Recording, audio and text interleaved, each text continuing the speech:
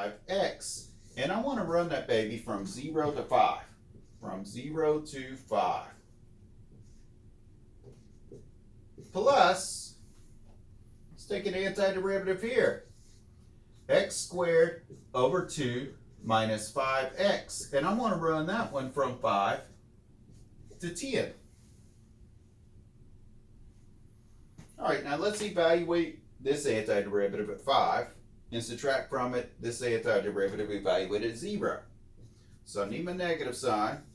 Then I'm going to have 5 squared over 2 minus 5 times 5 minus this thing evaluated as 0.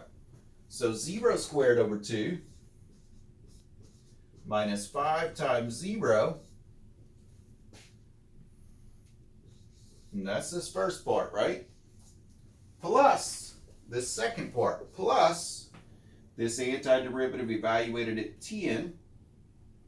So 10 squared over 2 minus 5 times 10 minus this antiderivative evaluated at 5. So minus 5 squared over 2 minus 5 times 5. This is usually the point in the class where I ask if you're still with me, say yes, but no, it really doesn't matter now because I can't hear you saying yes.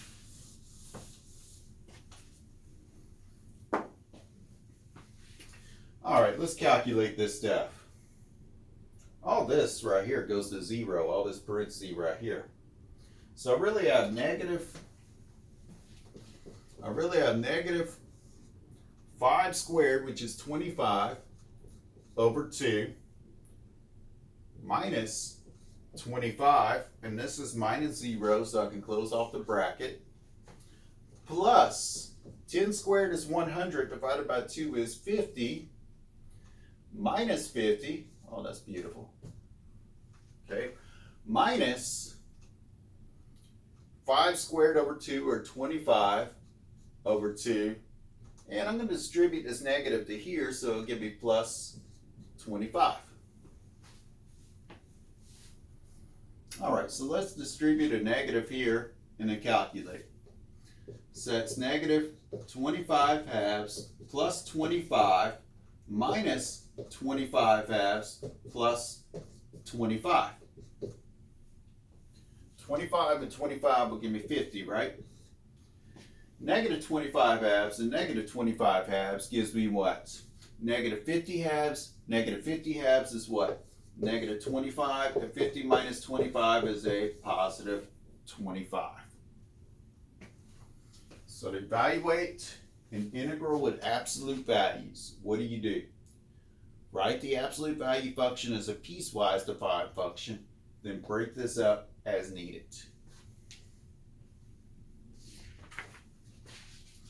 Let's see. What do we have next on tap? Oh, this one gets me excited. Let's see why. Well, on this integration problem I have the integral from negative 2 to 2, from negative 2 to 2 of the absolute value of e to the x minus 6, and then our dx is at the end of it, okay? All right, let's see how we're going to handle this one.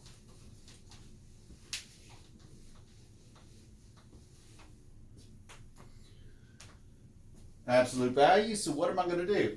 I'm going to break the absolute value up into a piecewise defined function. E to the x minus 6 is going to be either exactly what's in here, e to the x minus 6, or the opposite of what's in here, the opposite of e to the x minus 6, okay?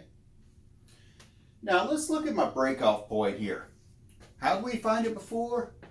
We took what was in the absolute value sign and said, let's find out where it's equal to 0. So that's e to the x is equal to 6. A couple of different ways you can solve this, but if I take the natural log of both sides, this just drops out. The x is equal to the natural log of 6.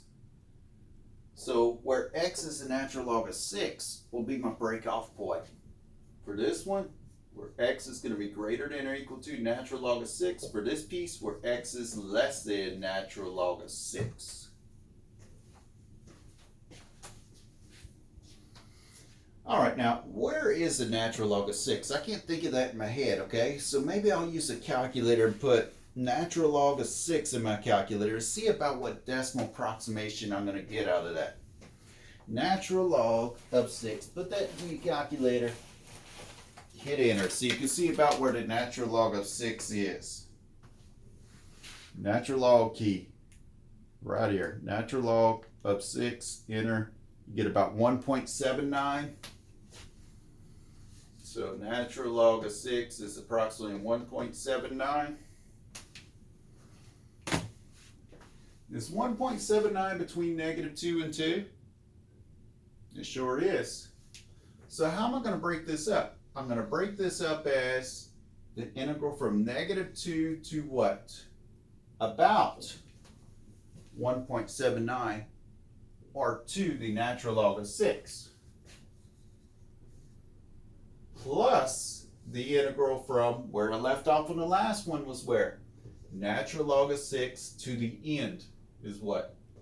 2.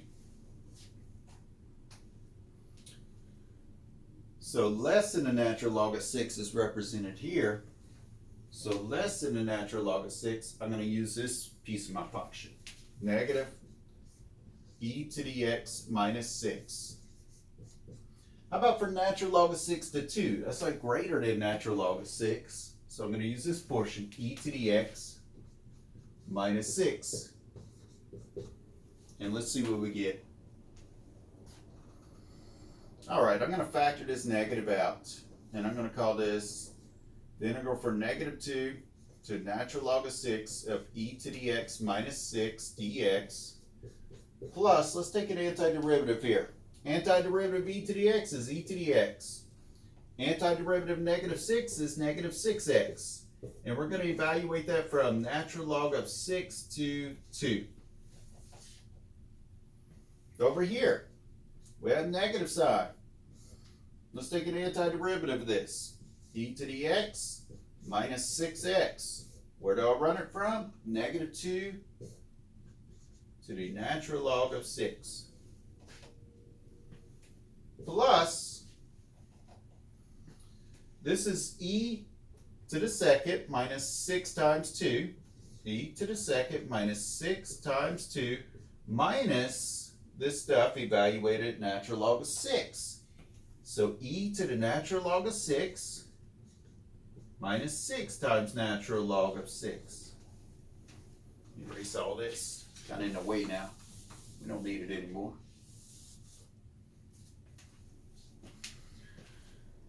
All right, so this is what? Negative. Let's evaluate this at natural log of 6. So e to the natural log of 6 minus 6 times natural log of 6 minus this stuff evaluated at -2. So e to the -2 minus 6 times -2.